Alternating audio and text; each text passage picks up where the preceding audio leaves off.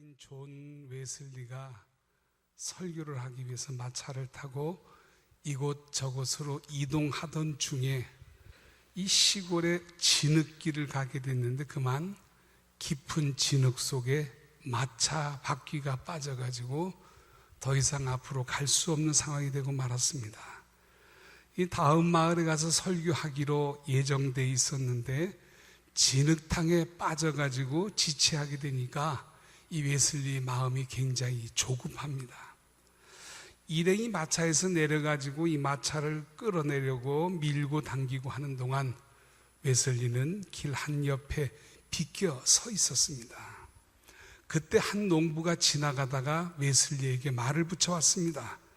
아이고, 바퀴가 단단히 틀어박혔군요. 이곳 진흙탕에 빠지면 여지없이 마차들이 큰 고통을 당하고 힘들어합니다 라고 하는 말을 남겼습니다. 따라서 이 웨슬리는 잠시 동안 걱정하는 그와 함께 이야기하는 가운데 이 사람의 얼굴의 표정이 밝지 못하구나 하는 것을 느끼게 됩니다. 그래서 묻습니다. 무슨 걱정거리라도 있나요? 그랬더니 농부가 탄식을 하며 말하길, 농사가 잘 되지 않아서 소작료를 지불할 돈마저 마련하지 못했기 때문에 땅 주인이 자기 가족을 그 땅에서 쫓아내려 한다라는 이야기였습니다. 그래서 웨슬리가 물었습니다. 도대체 빚이 얼마나 됩니까? 물었습니다. 그랬더니 농부가 얼마쯤 된다고 얘기해 주었습니다. 그런데 농부가 말하는 액수는 마침 웨슬리의 수중에 있는 돈과 딱 맞아 떨어졌습니다. 그래서 웨슬리는 지갑에서 그 돈을 꺼내 농부에게 주며 이렇게 말합니다. 내가 도울 수 있을 것 같아요. 하나님이 당신과 나를 만나게 하시고자 마차 바퀴가 진흙에 빠지게 한 것이 분명해요. 그러니 이 돈을 가지고 가서 빚을 갚고 가족들과 함께 하나님을 찬양하세요. 그리고 웨슬리는 일행들에게 말합니다. 우리 마차가 왜 진흙탕에 처박히게 됐는지 그 이유를 알겠소. 가난한 이웃을 돕게 하려고 하나님께서 우리의 마차를 멈춰 서게 한 것이요 라고 말했습니다. 여러분, 믿는 자로서 아름다움을 보여주는 존 웨슬리의 모습입니다. 이와 같은 측면에서 오늘 본문에서 모세는요, 장차 가나안 땅에 들어가 살게 될 이스라엘 백성들에게 가난한 자들이 도움을 청할 때 결코 외면하지 말고 아끼는 마음으로 그들의 필요를 채워주라 이렇게 권면합니다. 따라서 여러분, 하나님의 사람들은 곤경에 처한 이들이 도움을 청할 때 외면하지 말아야 하는 것입니다. 그들의 고통을 외면하는 것은요, 성도로서의 지켜야 할 도리를 저버리는 것입니다.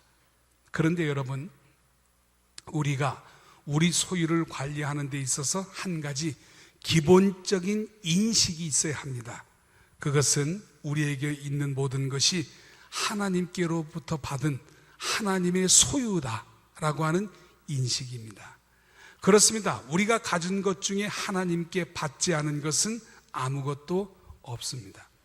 그런데 여러분, 하나님께서 우리에게 물질을 주신 이유는요, 물론 여러 가지 이유가 있지만 오늘 본문을 중심으로 살펴볼 때 우리에게 이렇게 물질을 준 것은 가난한 사람들을 돕게 하고자 우리에게 풍성함을 허락해 주셨다는 사실입니다.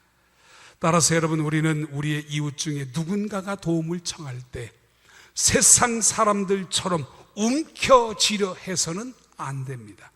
주인이신 하나님께서 주라 하는데 관리자인 우리가 안 된다고 거절한다면 신실한 관리자가 될 수 없습니다. 더군다나 여러분, 전도서 11장 1절 말씀에 보니까 너는 내 떡을 물 위에 던지라 여러 날 후에 도로 찾으리라 했습니다. 무슨 말입니까? 도움이 필요한 사람들에게 도움을 베풀게 되면 언젠가는 자기에게 그것이 축복이 되어 도로 온다는 말씀입니다. 그렇습니다, 여러분. 하나님 앞에서 정직이 의식을 가진 사람만이 다른 사람이 도움을 청할 때 자기 소유를 나누어 줄 수 있으며 그러한 자를 하나님은 결코 잊지 않고 축복해 준다는 사실입니다. 그런 측면에서 오늘 본문인 신명기 15장 9절 말씀을 우리 한번 같이 읽어볼까요? 자, 9절 말씀입니다. 시작.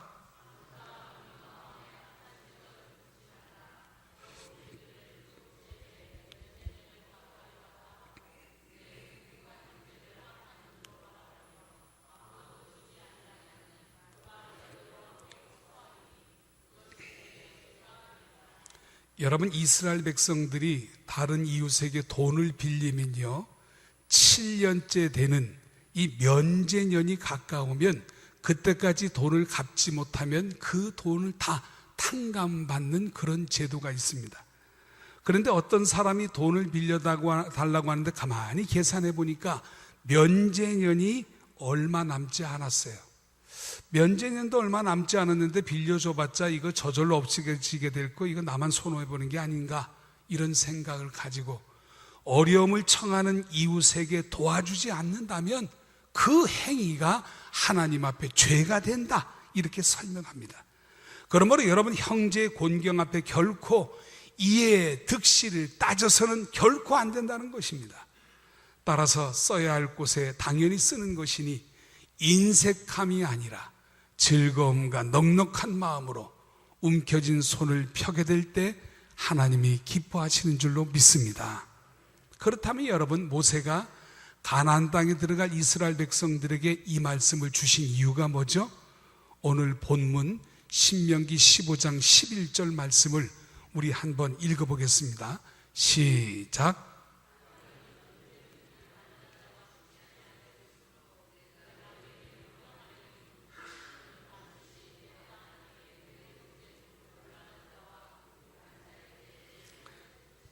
아멘. 왜냐하면 세상에는 물질적인 고통을 당하는 사람들이 어느 시대를 막론하고 너무나도 많기 때문에 저들의 고난을 바라볼 때 내 손을 펼쳐야 한다, 이런 말입니다. 그렇습니다. 물질 문명이 발달하면 발달할수록 빈부의 차는 더더욱 심해지기 마련입니다.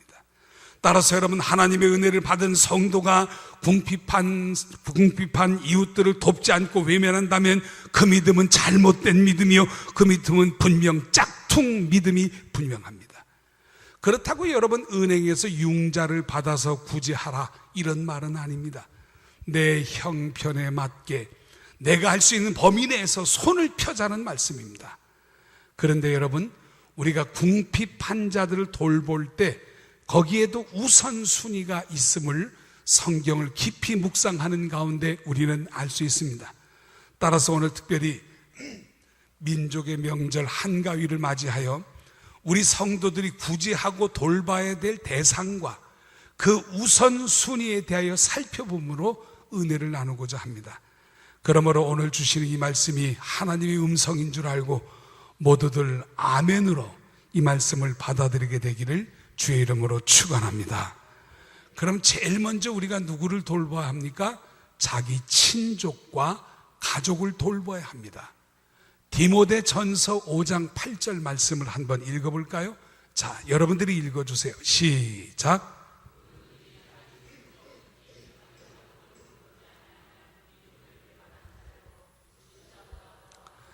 아멘. 자기 친족을, 특별히 자기 가족을 돌보지 않는 자는 불신자보다 더 악한 사람이다, 성경은 그렇게 지적합니다. 그런데 여러분, 이 말씀은요, 마태복음 10장 37절에 있는 말씀, 아버지나 어머니를 나보다 더 사랑하는 자는 내게 합당하지 아니하고 아들이나 딸을 나보다 더 사랑하는 자도 내게 합당하지 아니하며 라는 말씀, 즉 가족을 주님보다 더 사랑하는 자는 합당하지 않다고 하신 주님 말씀과 상당히 대치되는 말씀인 것처럼 느껴집니다. 하지만 여러분, 주님의 이 말씀은요, 믿음의 본질과 우선순위에 대한 말씀이지 친족을, 가족을 소홀히 해도 좋다, 이런 말씀은 아닙니다. 주님은 오히려 부모를 공경하라고 하셨고, 하나님께 드리는 제사를 핑계로 부모에 대한 의무를 거절하는 것은 엄중한 죄, 그것을 엄중하게 제약시하시는 예수님의 모습입니다. 이를 통해 주님은 가정의 소중함을 우리들에게 깨닫게 해줍니다. 한번 말씀을 살펴볼까요? 마태복음 15장 4절과 6절인데요. 자, 우리 화면을 보시고 한번 읽어보겠습니다. 4절, 5절, 6절입니다. 시작.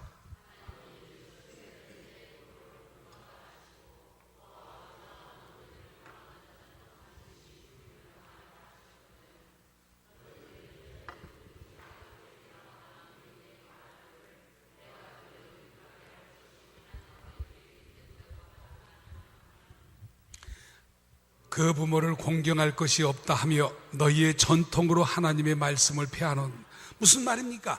하나님을 위한다는 미명 아래 제5공영 5계명 내 부모를 공경하라, 이것을 어기는 것은요 하나님의 말씀을 폐하는 엄청난 죄를 짓는다, 이런 의미의 말입니다. 그러므로 가족을 돌보지 않는 자는 믿음을 배반한 자요 불신자보다 더 악하다라고 하는 이 말씀은요 결코 주님의 가르침과 모순되는 것이 아니라 믿음을 가진 성도가 반드시 행해야 할 의무임을 깨닫게 해주는 말씀입니다. 그런데 사랑하는 여러분, 하나님을 모르는 세상 사람도 마음속에 새겨진 본능에 따라 자기의 가족을 소중히 여길 줄 압니다.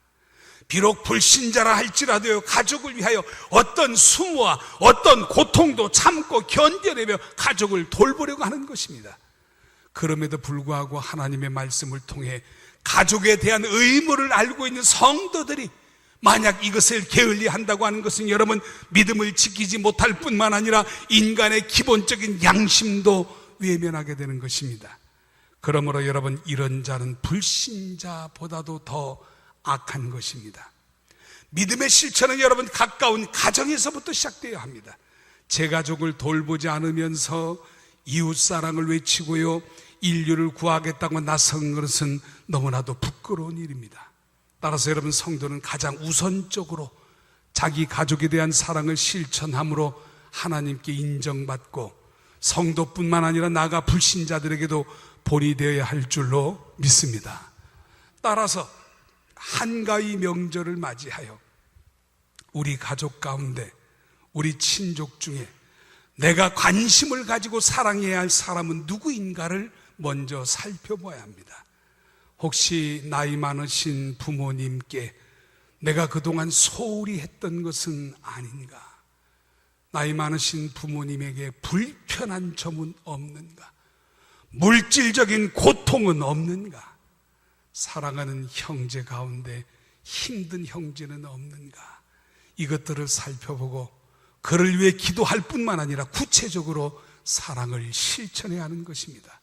사랑하는 여러분, 한가위를 맞이하여 무엇보다도 우리 가족 가운데, 우리 친족 가운데 물질적인 어려움을 겪는 사람은 없는지 살펴보고 그를 사랑으로 섬기는 은혜가 여러분 모두에게 있게 되기를 주의 이름으로 축원합니다. 두 번째는 신앙의 형제들을 돌보아야 합니다. 갈라디아서 6장 10절을 한번 읽어볼까요? 자, 여러분 또 읽어주세요. 시작.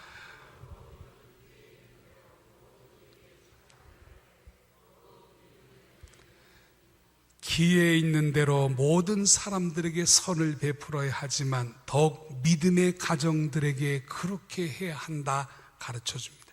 여기서 여러분, 믿음의 가정이라고 하는 것은 신앙의 공동체를 이루는 교회 식구들, 하나님을 아버지로 섬기는 하나님의 권속들을 가리킵니다. 그런데 여러분, 예수 그리스도를 영접한 성도들도 모두가 하나님의 아들이요 하나님의 딸이기 때문에 영적으로는 우리 모두 다 한 가족이 되는 줄로 믿습니다. 그래서 사도 바울은 교회 편지를 보낼 때 성도들을 사랑하는 형제들아 라고 호칭하면서 한 가족으로서의 애정을 표하기도 했습니다. 뿐만 아니라 바울은 갈라디아 교인들에게 갈라디아서 6장 2절에 보니까 너희가 짐을 서로 지라 그리하여 그리스도의 법을 성취하라. 그러니까 바울은 갈라디아 교인들에게 짐을 서로 지라, 하나의 공동체로서 그들이 상호 협력하고 보완하는 이런 사랑의 공동체를 이루어갈 것을 강력하게 권면하고 있습니다. 뿐만 아니라 빌립보서 2장 2절부터 4절에 보니까 마음을 같이하여 같은 사랑을 가지고 뜻을 합하며 한 마음을 품어 아무 일이나 다툼이나 허용으로 하지 말고 오직 겸손한 마음으로 각각 자기보다 남을 낮게 여기고 각각 자기 일을 돌아볼 뿐더러 또한 각각 다른 사람의 일을 돌아보아 나의 기쁨을 충만케 하라 권면했습니다. 한 마음 한 뜻으로 사랑해야 하며 이기적인 것이 아니라 남을 위로하는 겸손함으로 살아가는 것이 교회 안의 성도들의 자세이다, 이렇게 권면합니다. 따라서 여러분, 이상의 말씀들을 종합해 보면 사도 바울이 얼마나 교회 공동체의 중요성을 강조하며 성도 상호간 화목과 돌봄에 대하여 매우 중요하게 여기고 있다는 것을 우리에게 보여줍니다. 또한 여러분, 요한복음 13장 34절에 보니까 예수님께서도 내가 너희를 사랑한 것 같이 너희도 서로 사랑하라 라고 하시며 성도들 상호간에 서로 깊이 사랑하고 섬겨야 할 것을 강조하셨습니다. 사랑하는 여러분, 믿음의 공동체를 이룬 우리 모든 성도들은 피를 나눈 형제는 아니지만 한 하나님을 아버지라고 부르는 영적인 형제인 줄로 믿습니다. 우리는 예수 그리스도 안에서 한 몸이 되어 서로 지체가 되었습니다. 그러기에 한 지체가 아프면 모든 지체가 같이 고통하며 돌봐주는 것처럼 성도들의 약한 지체를 돌봐줘야 할 줄로 믿습니다. 따라서 여러분, 한가위를 맞이하여 교회 안을 넓게 둘러보는 여러분이 되기를 바랍니다. 신앙의 공동체, 이 교회 안에서 내가 위로하며 섬겨줘야 할 사람은 누구인가? 내가 누구에게 관심을 가져야 하는가를 여러분이 살펴보게 되기를 바랍니다. 지난번 무료급식 때 일여전도에서 헌신하셨는데 그때 보니까 이 일여전도 회원들이 계란을 20판 넘게 사놓으셨더라고요. 어디에 쓰는 겁니까? 물어보니까 교회 안에 어려운 노인들에게 작은 정성이지만 명절을 앞두고 섬기고 싶어서 계란을 20판을 준비했대요. 명절 앞두고 계란 한 판 돌렸다는 얘기 들으면 다른 사람은 웃을런지는 모르지만 거기엔 여러분 진심으로 사랑이 담겨져 있다고 생각합니다. 크고 작은 일을 앞두고 어려운 이웃들, 외로운 노인들을 생각하고 사랑으로 섬기는 것, 이거 우리 크리스찬들이 해야 될 일인 줄로 믿습니다. 그렇습니다. 명절은 나만 즐기고 기뻐하는 게 아니에요. 우리 가족만 즐거워하는 게 아니에요. 성도들 가운데 어려움 당하는 이들을 위하여 사랑의 손을 넓게 손을 펼게 될 때 하늘 문이 열리게 되고 묶여있는 사슬들이 풀려지게 될 줄로 믿습니다. 여러분의 넓은 마음이 교회 안팎을 살핌으로 많은 사람들에게 위로가 되는 명절이 되기를 주의 이름으로 축원합니다. 세 번째는 모든 사람들을 돌봐야 합니다. 갈라디아서 6장 10절을 한번 보실래요? 조금 전에 읽은 말씀인데 여러분 한 번 더 읽어주세요. 시작.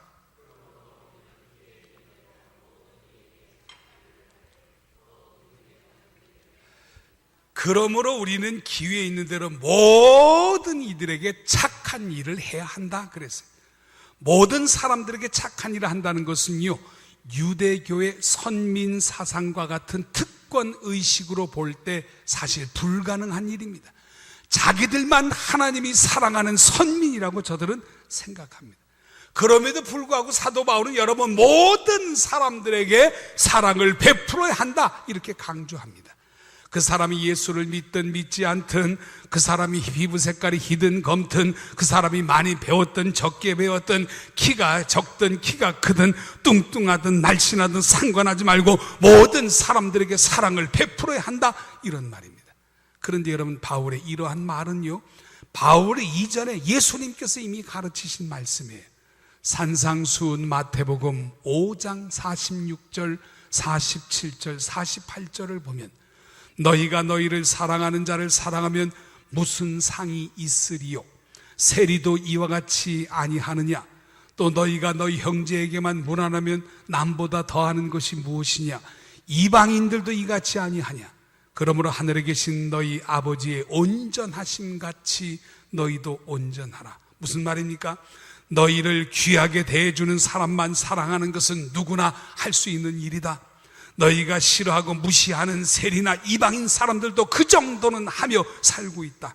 그러니 너희는 그런 단계를 뛰어넘어 마치 하늘에 계신 하나님이 너희를 사랑하여 독생자 예수 그리스도를 준 것처럼 너희도 모든 사람들에게 넓은 마음을 가지고 그들을 섬겨야 한다. 이렇게 강조하는 주님의 말씀입니다. 여러분, 주님은 심지어 마태복음 5장 43절에 보니까 원수까지라도 사랑하라 이렇게 권면하셨습니다. 사랑하는 여러분, 당시 유대인들의 사랑은 자기 동족들만 사랑하는 편협적인 사랑이었습니다. 그들의 생각에 이방 사람들은 하나님께서 지옥의 땔감으로 쓰려고 창조해 놓은 인간들이라, 그러므로 결코 우리의 사랑이 될 수 없다 이렇게 생각했습니다. 또 세리나 창기나 더군다나 사마리아 사람 같은 죄인들과 가는 아예 상종하려고 하지 않았습니다. 왜냐하면 그들과 교제하는 것은 그들과 한패가 되는 것이라고 저들은 생각했기 때문입니다. 한마디로 여러분, 그들의 사랑은 지극히 제한적이고 폐쇄적인 것이었습니다. 그러나 여러분, 예수님 뭐라고 말씀합니까? 사도 바울은 뭐라고 말합니까? 이런 폐쇄적인 것이 아니라 모든 사람을 사랑하라, 모든 사람을 향하여 열려있는 모습을 우리에게 보여줍니다. 그들은 여러분 이방이라 할지라도, 설령 저들이 원수라 할지라도 그들까지 사랑하는 이런 넓은 마음을 가져야 된다라고 강조합니다. 사랑하는 여러분, 우리 모두는 예수 그리스도의 가르침을 따르는 예수님의 제자인 줄로 믿습니다. 인류를 위하여 자기 몸을 드리며 몸소 사랑을 가르쳐 주신 이러한 예수님의 가르침대로 우리 성도들도 인종과 종교와 신분을 초월하여 모든 사람들에게 열린 마음으로 사랑을 실천해야 할 줄로 믿습니다. 그러므로 여러분, 명절을 맞이하여 예배드리고 밖으로 나가면서 여러분의 주변에 있는 많은 사람들을 생각하게 되길 바랍니다. 여러분의 이웃과 친구, 직장 동료들, 그들 가운데 정말 내가 도와줘야 될 사람은 누구인가? 가장 경제적으로 어려움을 당하는 사람은 누구인가를 살피고 그를 위해 먼저 기도해야 하며 그를 돕기 위하여 사랑의 손을 펴야 될 줄로 믿습니다. 여러분, 이거 아십니까? 이 가을의 풍요는 이웃과 더불어 함께 하기를 원하시는 하나님의 선물입니다. 그러므로 여러분, 많은 사람들의 울타리가 되어주는 명절이 되기를 주의 이름으로 축원합니다. 이제 말씀을 맺겠습니다. 성지순례하여 이스라엘에 가면요, 성지순례객들이 꼭 찾아가는 호수가 있습니다. 그것은 우리가 잘 아는 갈릴리 바다와 사해 바다입니다. 갈릴리는요, 풍부한 수자원을 자랑합니다. 반면에 사해는요, 어떤 생명도 살 수 없는 죽음의 호수, 죽음의 바다가 바로 사해입니다. 이 두 개의 호수는 하나의 물줄기로 위에가 갈릴리가 있고요, 또 좁은 물줄기 흘러서 밑에 사해가 있습니다. 이렇게 하나의 물줄기로 연결되어 있음에도 불구하고 전혀 다른 결과를 보여줍니다. 왜 그렇습니까? 사해는 이 갈릴리 바다가 있고 좁은 강이 흐르고 밑에 사해가 있는데, 밑에 있는 사해는 갈릴리 호수로부터 깨끗한 물을 계속 흘러봤습니다. 그런데 받기만 하고 사해 모인 물이 다른 곳으로 흘러가지 않습니다. 그러니까 사해는 밖으로 물을 내보내지 않습니다. 아무리 깨끗한 물이라도 여러분 흘려보내야 깨끗한 물 유지하는데, 흘려보내지 않고 계속 고여 있다 보니 이 물이 나중에는 썩게 됩니다. 그러나 갈릴리 호수는 그렇지 않습니다. 헬몬산 등지로부터 흘러내린 깨끗한 물을 바다 혼자만 차지하는 것이 아니라 가는 물줄기를 통하여 그 물들을 계속 밑으로 사해로 흘려보냅니다. 그러다 보니까 갈릴리 주변에는 여러분 수많은 동식물이 은혜를 입고 주변 농토도 좋은 영향을 줌으로 말미암아 그 갈릴리 호수 부근에는 정말로 풍성한 과일과 풍성한 농사가 이루어지는 살아있는 호수입니다. 그런데 여러분, 사해 바다는 그렇지 못합니다. 주지 않고 받기만 하다 보니까 물이 점점 썩어가며 아무것도 살지 않는 죽음의 바다가 되었습니다. 그런데 여러분, 지금 우리의 삶이 만일 사해바다와 같이 받기만 하고 남에게 주지 못한다면 어떻게 되겠습니까? 하나님께서 주신 재물을 제대로 사용하지 못하는 불의한 청지기의 모습이 아닙니까? 오늘 특별히 한가위 명절을 맞이하여 가족, 친족 중에, 그리고 신앙의 공동체 아닌 우리 교회 속에, 좀 더 나아가 우리의 이웃들에게 고통받고 있는 사람들은 없는지, 내가 저들을 좀 도울 수 있는 방법은 없는지 살펴보고 작은 것이라도 이웃들에게 사랑의 손을 펴는 복된 명절이 되시기를 주의 이름으로 축원합니다. 기도하겠습니다.